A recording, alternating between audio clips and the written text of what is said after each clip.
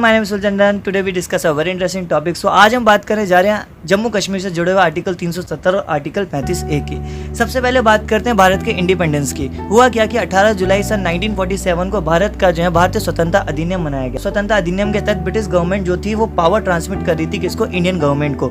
तो हुआ क्या कि 14 अगस्त सन 1947 को पाकिस्तान अलग हो चुका था और 15 अगस्त सन 1947 को भारत इंडिपेंडेंट हुआ। जब भारत इंडिपेंडेंट हुआ तो उसमें कम से कम 562 देशी सियासतें थी, यानी 562 देशी सियासत, और उसमें से 559 देशी सियासतों को हमारे आयरन मैन यानी वल्लभ भाई पटेल के द्वारा मिला लिया गया था। लेकिन 3 देशी सियासतें ऐसी थी जो रह गई थी, जिसमें जम्मू कश्मीर, जूनागढ़ और हैदराबाद को भारत में 1948 के अंदर ऑपरेशन पोलो चलाकर जो यहाँ पर आपका ओस्मान अली खान थे उनको डिफीट कर हैदराबाद को मिला लिया गया था।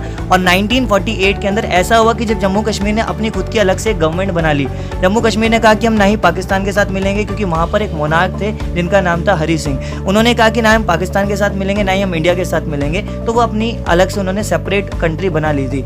हुआ क्या कि जैसी ये बात पता चली किसको, पाकिस्तान को, तो पाकिस्तान की टीबा आर्मी ने वहाँ पर अटैक कर दिया और अटैक करने के बाद कम से कम आधे जम्मू कश्मीर को कैप्चर कर लिया गया था। अब हरी सिंह के पास कुछ बचा नहीं था, क्योंकि उनकी मदद करने के लिए कोई और दूसरी कंट्री सपोर्ट नहीं कर सकती थी सिर्फ इंडिया के अलावा।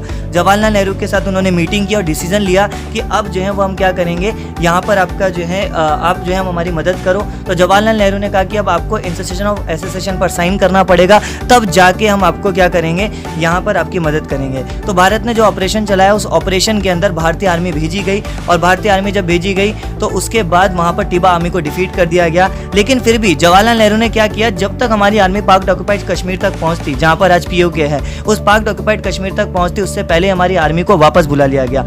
जैसे हमारी आर्मी को वापस बुला लिया गया, पाक ऑक्युपाइड कश्मीर आज भी वो किसके पास है, पाकिस्तान के पास है। तो हुआ क्या कि जब 1948 के बाद जब ये प्रोसेस हो चुका था तो जम्मू कश्मीर भारत का एक स्टेट तो बन चुका था, लेकिन भारत का संविधान उस टाइम पर बन रहा था। और उस टाइम पर 26 नवंबर सन 1949 को भारत की आपका 11वीं सिटिंग के अंदर, जो हमारी कॉन्स्टिट्यूशन की 11वीं सिटिंग हुई, उसमें डिसीजन लिया गया कि भारत का संविधान बनकर तैयार हो चुका था।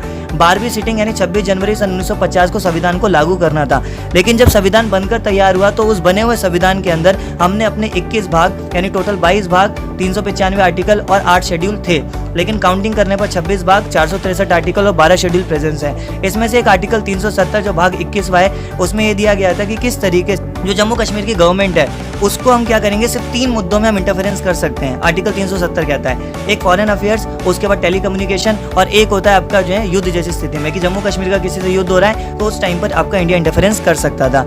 लेकिन हुआ क्या कि यहाँ पर जम्मू कश्मीर का भी उस टाइम पर कॉन्स्टिट्यूशन बन रहा था। जम्मू कश्मीर का कॉन्स्टिट्यूशन जो है वो 17 नवंबर सन 1956 को बनकर तैयार हुआ, जिसके अंदर कम से कम 13 भाग, 156 आर्टिकल और उसके साथ साथ कम से कम 7 शेड्यूल थे। अब सिर्फ 6 शेड्यूल रह गए हैं। तो इस आर्टिकल 144 ये राइट देता है जम्मू कश्मीर को कि वो अपना खुद का फ्लैग बना सकते हैं, और आर्टिकल 35A वो ये राइट देता है कि सिर्फ जम्मू कश्मीर के अंदर जम्मू कश्मीर के लोग ही भूमि को ऑक्युपाई कर सकते हैं। जबकि भारत का आर्टिकल 19E सबको आपका राइट देता है कि आपका यहाँ पर निवास करने का अधिकार है, कोई भी व्यक्ति भारत में आके निवास कर सकता है, भूमि खरीद सकता है। लेकिन जम्मू कश्मीर में वो राइट नहीं था। ये राइट आर्टिकल 35 और आर्टिकल 370 को हटाया जा सकता था, लेकिन वो तब हटाया जा सकता था जब दोनों जगह यानी जम्मू कश्मीर में भी आपका जम्मू कश्मीर की गवर्नमेंट और हमारी जो सेंट्रल गवर्नमेंट है वो दोनों मिलकर डिसीजन लें, तब जाके उसे हटाया जा सकता था। तो हुआ क्या कि यहाँ पर जब जम्मू कश्मीर में जो आपका पार्टी थी, उस पार्टी के साथ बीजेपी ने कॉलिशन किया, और यहाँ पर कॉलिशन करने के बाद वहाँ पर जम्मू कश्मीर में उन्होंने इलेक्शन जीता। इलेक्शन जीतने के बाद उन्होंने यहाँ पर भी सेंटर में इलेक्शन जीता,